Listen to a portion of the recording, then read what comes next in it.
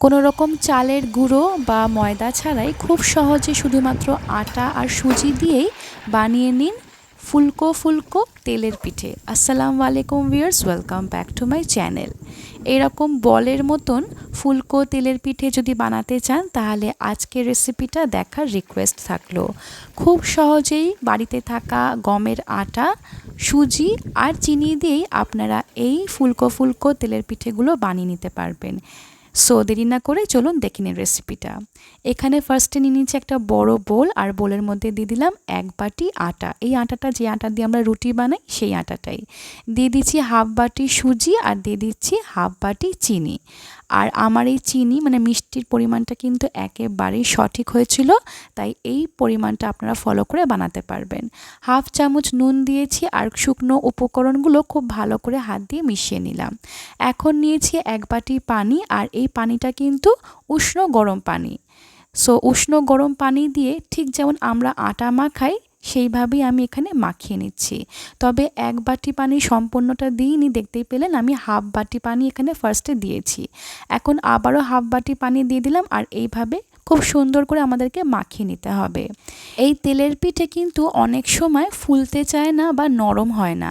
আজকের কিছু আপনাদের সাথে টিপস শেয়ার করব যেগুলো ফলো করলে আপনাদের তেলের পিঠে খুব সুন্দরভাবে ফুলবে আর একেবারেই হবে নরম তুলতুলে। তার জন্য কিন্তু আমাদেরকে ফার্স্টে এই ব্যাটারটা খুব ভালো করে রেডি করে নিতে হবে। দেখতেই পাচ্ছেন আমি কিভাবে এটাকে মাখিয়ে নিচ্ছি। একটু সময় নিয়ে 5 থেকে 7 মিনিট ধরে আমি এই ব্যাটারটাকে এইভাবেই মাখিয়ে নেব। এখানে আমি ফার্স্টে 1 বাটি পানি দিয়ে খুব ভালো করে এটাকে মাখিয়ে নিয়েছি। এখন নিয়ে নিয়েছি আরও 1 বাটি পানি, তবে এখানে আমি ফার্স্টে আরও হাফ বাটি পানি দিয়ে আবারও খুব ভালো করে এইভাবে মাখিয়ে নিচ্ছি।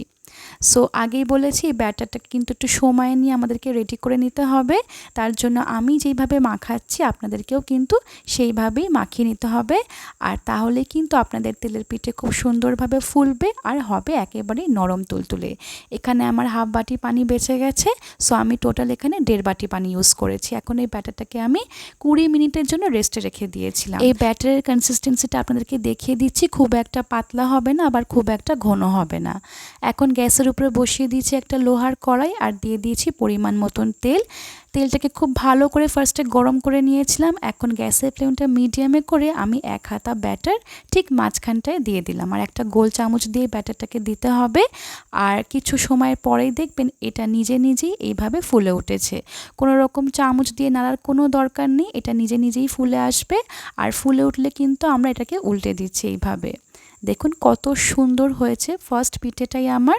কালারটাও কিন্তু অনেক সুন্দর এসছে। শুধুমাত্র আটা, সুজি আর চিনি দিয়েই এরকম সুন্দর নরম তুলতুলে আর ফুলকো ফুলকো তেলের পিঠে আপনারা খুব সহজেই বানিয়ে নিতে পারবেন। সো এখানে ভাজা হয়ে গেছে আমার ফার্স্ট তেলের পিঠেটা। এভাবে আমি বাকি পিঠেগুলো ভেজে নেব।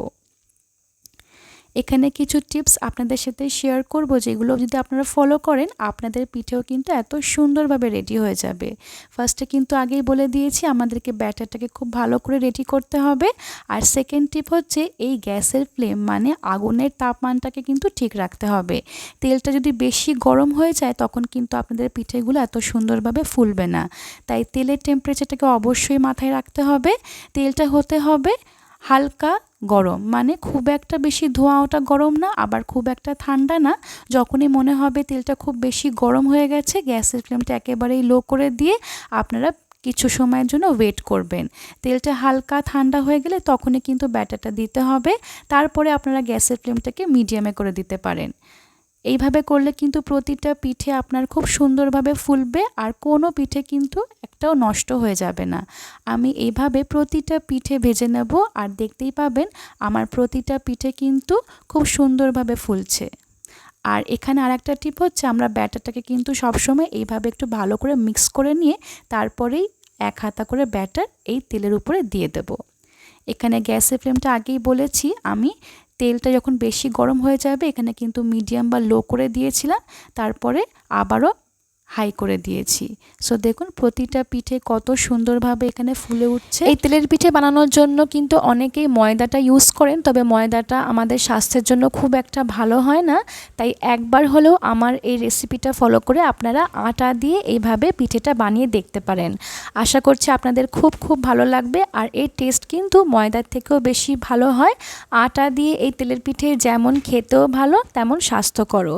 তাই এইভাবে আমি সব পিঠেগুলো ভেজে নিচ্ছি। আর আমাদের এখানে কিন্তু এই তেলের পিঠেটাকে পোয়া পিঠে বা পাকান পিঠেও বলা হয়। আর এই তেলের পিঠে কিন্তু আপনারা যে কোনো নর্মাল অ্যালুমিনিয়ামের কড়াইতেও কিন্তু এত সুন্দরভাবে ভেজে নিতে পারেন। নর্মাল অ্যালুমিনিয়ামের কড়াইতেও কিন্তু এত সুন্দরভাবে পিঠেগুলো ফুলবে। আর আমার এই চ্যানেলে কিন্তু এর আগে আমি নর্মাল অ্যালুমিনিয়ামের কড়াইতে আটা দিয়েই খুব সুন্দরভাবে তেলের পিঠে বানিয়ে দেখিয়েছি।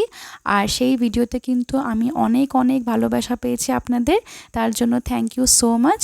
আর আশা করছি আমার এই ভিডিওতেও আপনারা অনেক ভালোবাসা দেবেন, প্রচুর লাইক করবেন আর প্রচুর শেয়ার করে দেবেন। যারা নতুন বন্ধুরা আজকের আমার এই চ্যানেলটাকে ফার্স্ট টাইম দেখছেন, ভিডিওটা ভালো লাগলে প্লিজ আমার চ্যানেলটাকে সাবস্ক্রাইব করে দেবেন, এটা আমার একটা ছোট্ট রিকোয়েস্ট। আর ভালো লাগলে অবশ্যই আমার রেসিপিটাকে দেখে ফলো করবেন আর কমেন্ট করতে ভুলবেন না কেমন হয়েছে। সো এইভাবেই কিন্তু আমি প্রতিটা পিঠে এখানে ভেজে নেব। এখানে আপনারা দেখতেই পাচ্ছেন প্রতিটা পিঠে কিন্তু আমার খুব সুন্দরভাবে ফুলেছে, কোনো একটা পিঠে আমার এখানে নষ্ট হয়ে যায়নি। তাই যারা বিগিনার্স আগে কখনোই তেলের পিঠে বানাননি তারা এই ভিডিওটা ফলো করে একবার হলেও বাড়িতে ট্রাই করতে পারেন। আমার গ্যারেন্টি আপনাদের পিঠে কিন্তু খুব সুন্দরভাবে রেডি হবে।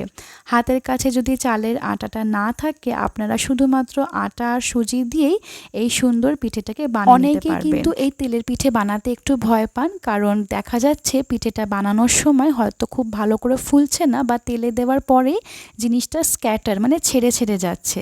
বাট আজকের এই রেসিপিটা যদি ফলো করে আপনারা সঠিক মেজারমেন্ট সহ বানান তাহলে আমার গ্যারেন্টি কোনো একটা পিঠে আপনাদের নষ্ট হয়ে যাবে না। ইনফ্যাক্ট এই পিঠেগুলো কিন্তু দীর্ঘ সময় পর্যন্ত এতটাই নরম থাকবে, একটু শক্তও হয়ে যাবে না।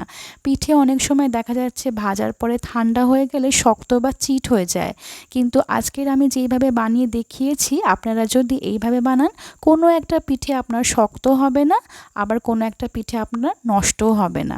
সো এইভাবে আমি সব পিঠেগুলোকে রেডি করে নিয়েছি। দেখতেই পাচ্ছেন কতটা সুন্দর পিঠে আমার রেডি হয়ে গেছে। এখানে দেখতে যতটা না সুন্দর, খেতে কিন্তু অনেক বেশি টেস্টি হয়েছিল। আমার বাচ্চাদের কিন্তু খুবই পছন্দের একটি খাবার এই তেলের পিঠে। সো এইভাবে আপনারাও বাড়িতে বানিয়ে নিন। আর পিঠেগুলো কতটা সফট হয়েছে কতটা নরম হয়েছে আপনাদেরকে দেখিয়ে দিচ্ছি। দেখুন পিঠেগুলো কিন্তু অনেক বেশি নরম হয়েছে আর ভিতরটাও কতটা সুন্দর হয়েছে আপনাদেরকে দেখিয়ে দিচ্ছি। ভিতরে কিন্তু একটুও কাঁচা নেই, একেবারে জালিদার ভিতরটা, আর খেতে দারুণ মজাদার। সো দেখতেই পাচ্ছেন কতটা সুন্দর হয়েছে। এইভাবে আপনারাও নরম তুলতুলে আর ফুলকো তেলের পিঠে বানিয়ে নিতে পারেন।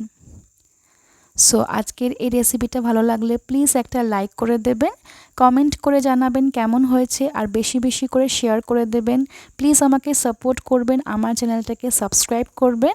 সবাই ভালো থাকবেন, সুস্থ থাকবেন। ডু টেক কেয়ার অ্যান্ড আল্লাহ হাফেজ।